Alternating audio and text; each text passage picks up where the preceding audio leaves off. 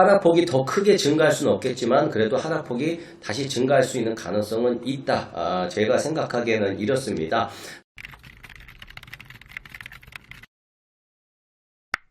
네, 안녕하십니까. 광주 부동산 채널 박소장입니다. 네, 반갑습니다. 오늘 함께 살펴볼 내용은요. 회복이 빠른 광주 아파트 어떤 의미가 있을까에 대해서 함께 살펴보려고 합니다. 회복이 빠른 광주 아파트. 제가 왜 이런 문구를 가져왔냐면요. 요즘에 뉴스가 좀 많이 나오더라고요. 예, 광주 아파트 가격 하락세 둔화되고 있다. 광주광역시 아파트가 바닥 찍었나 4주째 낙폭 둔화 이런 기사들이 계속 나오고 있는데요. 이게 지금 어떤 자료이고 그리고 또 어떻게 하락폭이 둔화됐는지 오늘 자료를 통해서 좀 살펴볼 거고요.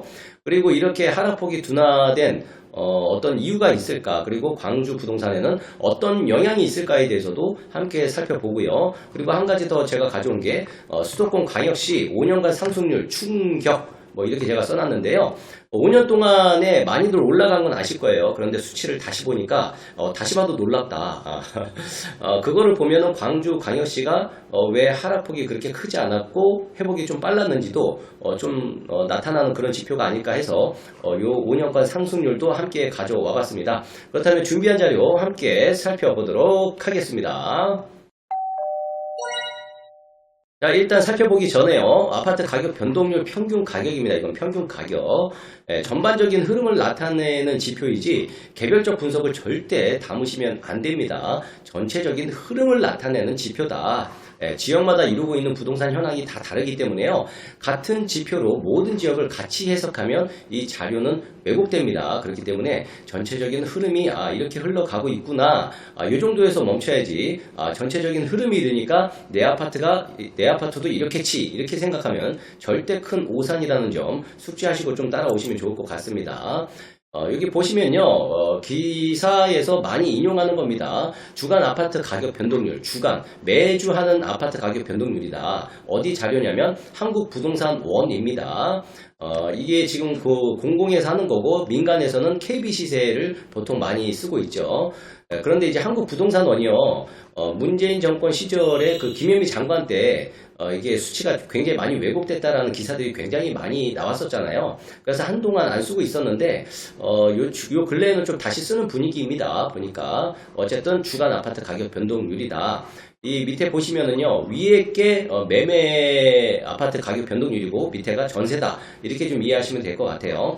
그리고 이게 2022년 그리고 2023년 1월달치 이렇게 좀 돼 있습니다. 이 숫자가 되게 작죠. 여기는 이제 색깔만 좀 보시면 될 것 같고요. 이게 2022년 7월부터 이렇게 제가 기록을 해 놓은 겁니다.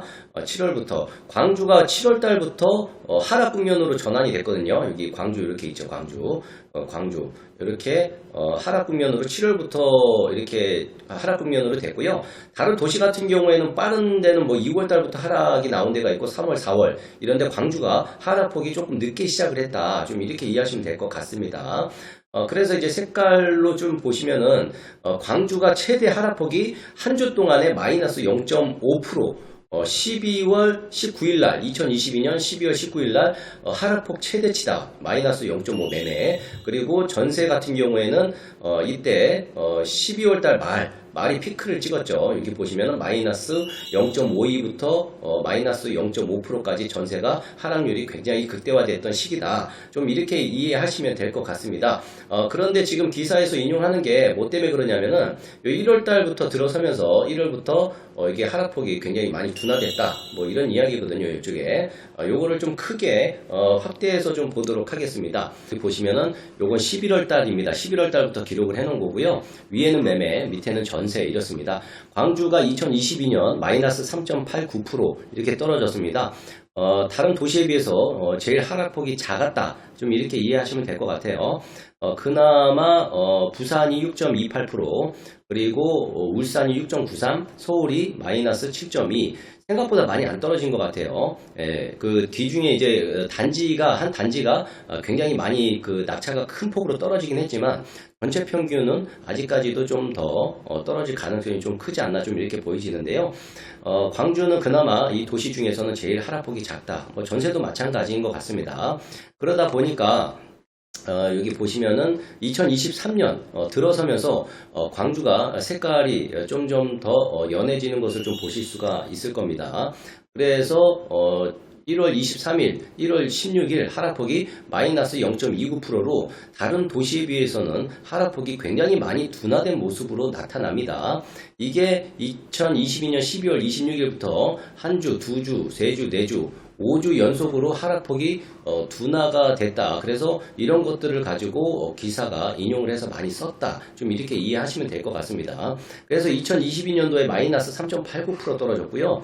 2023년 1월 달에는 하락폭이 둔화되긴 했지만 전체 두 개치는 마이너스 1.38% 이렇게 떨어졌고요. 전세 같은 경우에는 마이너스 1.44% 이렇게 떨어졌습니다.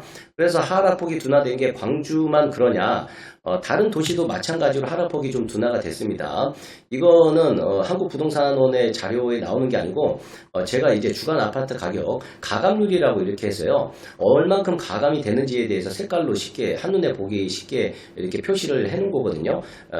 광주 같은 경우도 12월 마지막 주부터 이제 빨간색으로 색깔이 변해가지고 하락폭이 둔화된 모습이 나타나는데 다른 지역들도 대부분 이렇게 빨간색으로 둔화가 되고 있다. 그렇지만 광주가 유독 하락폭이 둔화된 것처럼 보이는 거는 왜 그러냐면 다른 도시 같은 경우에는 너무 많이 하락폭이 또 크다 보니까 둔화폭이 늘어나도 그렇게 회복이 안 된 것처럼 좀 보이지는데요. 말 그대로 광주는 하락폭도 적었고 둔화가 되다 보니까 둔화에 대한 효과가 다른 도시에 비해서 더 월등히 큰 것처럼 이렇게 나타난다. 좀 이렇게 이해하시면 될 것 같습니다. 어쨌든 팩트는 광주광역시는 2022년 하락률도 굉장히 제일 적었고 그리고 늦게 하락이 시작됐고 회복도 다른 도시보다 빠른 것으로 수치상 나오고 있습니다. 이런 것들이 이런 현상들이 왜 생겼냐 좀 살펴보시면은 제가 쉽게 좀 이해가 되실 것 같아서 5년간 평균 아파트 가격 및 상승률을 갖고 왔습니다. 그냥 이거는 평균 가격입니다. 너무 많은 의미를 부여해서는 안 된다. 좀 이렇게 이해하시면 될 것 같습니다. 여기 좌측에 있는 게 매매인데요. 평균 가격을 제가 2017년 1월달 거와 2021년 12월달 5년 동안의 평균 가격을 이렇게 제가 적어 놨는데요. 서울이 2017년 1월달에는요 평균 가격이 6억 정도 했습니다. 6억. 그런데 2021년 12월달 하락장 들어서기 전 평균 가격은 12억 5천만 원, 거의 2배가 넘게 뛰었습니다. 평균 가격이 엄청나게 뛴 겁니다.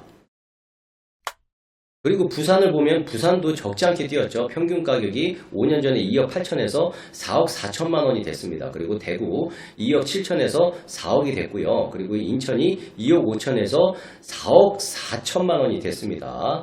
부산보다 인천이 더 많이 뛰었다. 좀 이렇게 이해하시면 될 것 같아요. 그리고 반면에 광주가 평균 가격이 2억 2천만 원에서 3억 1천만 원이 됐고요. 대전이 꽤 많이 뛰었죠. 2억 2천에서 4억 2천만 원이 됐습니다. 그래서 5년 동안의 상승률을 기록해 보니까요. 서울이 109%, 2배 이상 뛰었습니다.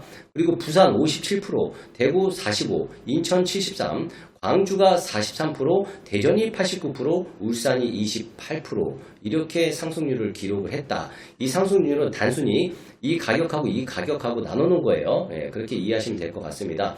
그러다 보니까 광주가 43%가 뛰긴 했습니다. 그런데 다른 도시에 비해서는 상승률이 굉장히 낮은 거죠. 그래서 하락폭, 떨어질 폭도 좀 적다. 좀 이렇게 이해하시면 될 것 같습니다. 쉽게 이야기해서요. 광주가 2022년도 하락률이 마이너스 4% 정도 기록됐는데 어떤 아파트는 막 20% 떨어지고 30% 떨어진 데 있잖아요. 그런 아파트 같은 경우에는 왜 그렇게 떨어졌냐?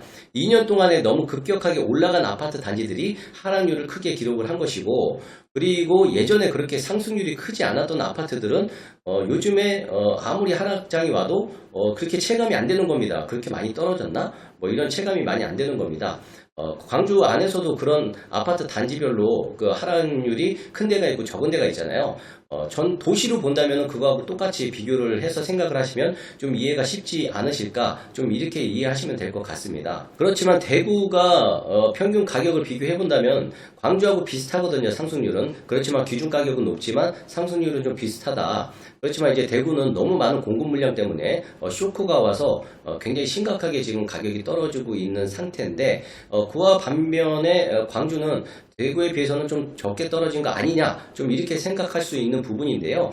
맞습니다. 대구 도시하고 비교해 본다면요, 아직도 광주는 좀 고평가처럼 좀 이해할 수 있는 부분이 있을 것 같고, 그렇지만 다른 도시에 비해서는 또 저평가되는 도시도 있다. 좀 이렇게 이해하시면 될 것 같습니다.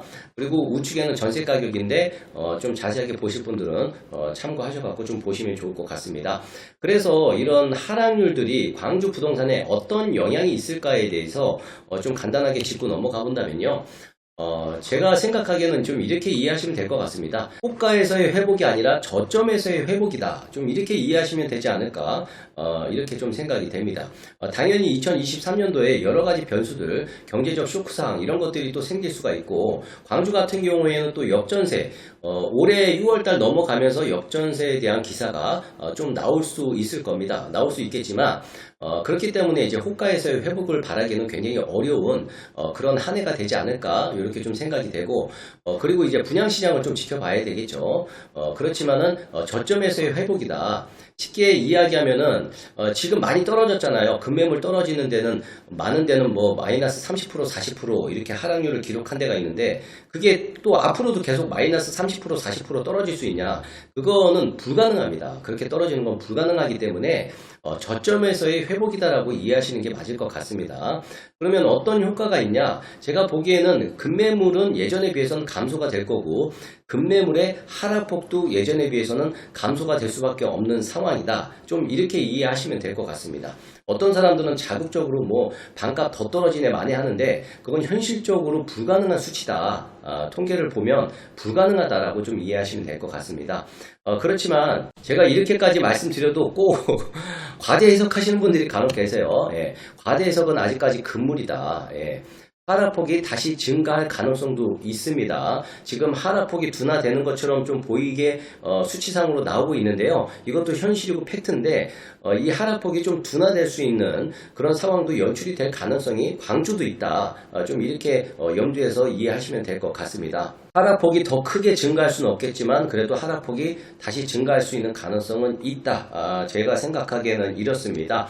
오늘 자료는 여기까지 준비했습니다. 오늘 자료 유익하셨습니까? 즐거우셨나요? 그렇다면 구독, 좋아요, 알림 설정 잊지 마시길 바라겠습니다. 저는 이만 여기서 물러나 보도록 하겠습니다. 지금까지 광주 부동산 채널의 박소장이었습니다.